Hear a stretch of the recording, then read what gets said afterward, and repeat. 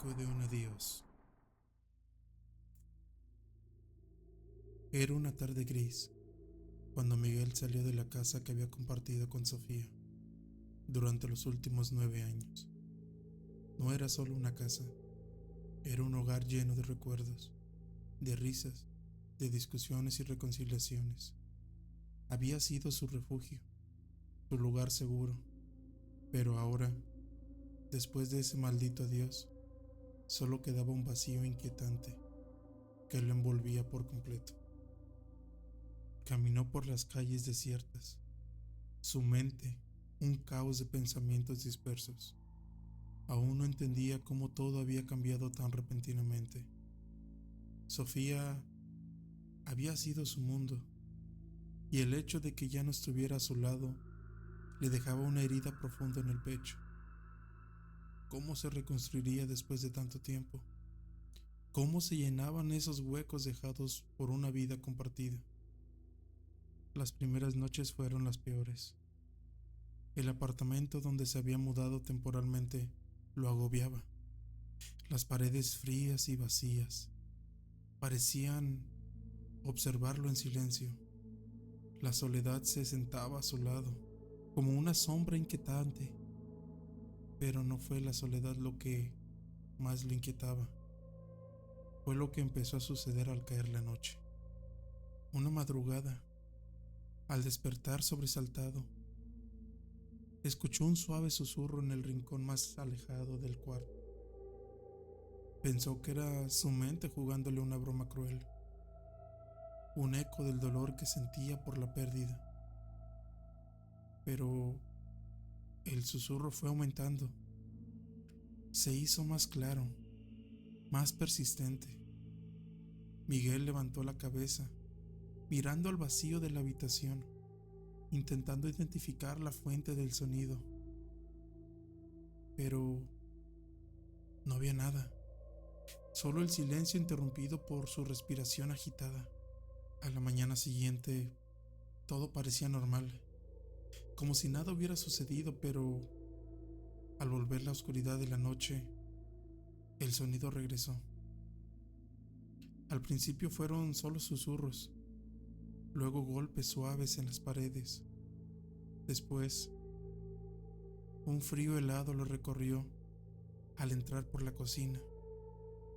El aire se sentía denso, como si algo estuviera esperándolo. Es solo el estrés, es solo el estrés, se decía a sí mismo, tratando de racionalizar lo que estaba viviendo. Son solo mis nervios, son solo mis nervios. El fin de la relación, el cambio de casa, todo esto es normal. Pero no lo era. Algo lo miraba, algo estaba ahí, observándolo, algo que se alimentaba de su dolor, de su confusión, de su desesperación. A medida que pasaban los días, las cosas comenzaron a intensificarse. En, en el espejo del baño vio una figura borrosa, reflejada detrás de él. Al volverse, no había nadie, pero el miedo lo aprisionó. El terror creció en su pecho y su mente se nublaba cada vez más. No dejaba de pensar en Sofía, en sus palabras, en las promesas rotas y en esa confusión, en esa soledad. Algo comenzó a buscarlo. Una noche, Miguel fue a dormir con la esperanza de que el cansancio le ayudara a descansar, pero la pesadilla lo despertó. Estaba de vuelta en la casa que había compartido con Sofía, pero todo se veía diferente. Los muebles estaban distorsionados, las sombras parecían moverse y la luz titileaba de manera demasiado extraña. Escuchó pasos en el pasillo, pasos que no pertenecían a él. Se levantó de la cama, el cuerpo rígido por el terror, y al mirar por la puerta del dormitorio, vio una figura encapuchada, la silueta de alguien que caminaba lentamente hacia él. Su mente le decía que se estaba volviendo loco, que tal vez solo estaba soñando, pero sus ojos estaban bien abiertos y todo era real. La figura se detuvo frente a él, sin decir una palabra. Un silencio pesado llenó el aire. Miguel no pudo mover ni un dedo. Su cuerpo, paralizado por el miedo, quedó intacto. La figura levantó la cabeza y fue entonces cuando Miguel reconoció esa mirada vacía y fría. Era Sofía, pero no era Sofía.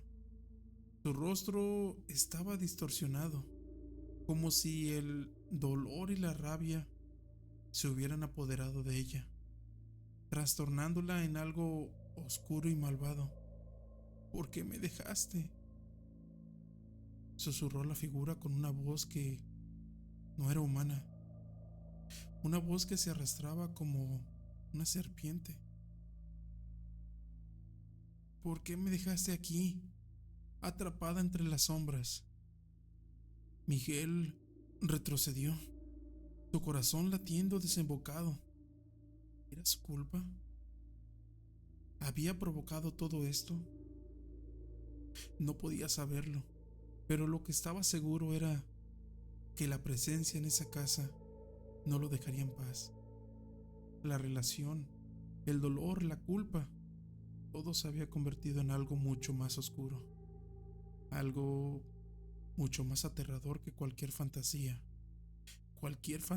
que pudiera haber imaginado. La figura dio un paso hacia él, y en ese instante Miguel comprendió que ya no estaba solo. No solo lo acechaba su dolor, sino algo mucho más siniestro, algo que se alimentaba de su sufrimiento, algo que había encontrado la grieta en su alma y lo había invadido.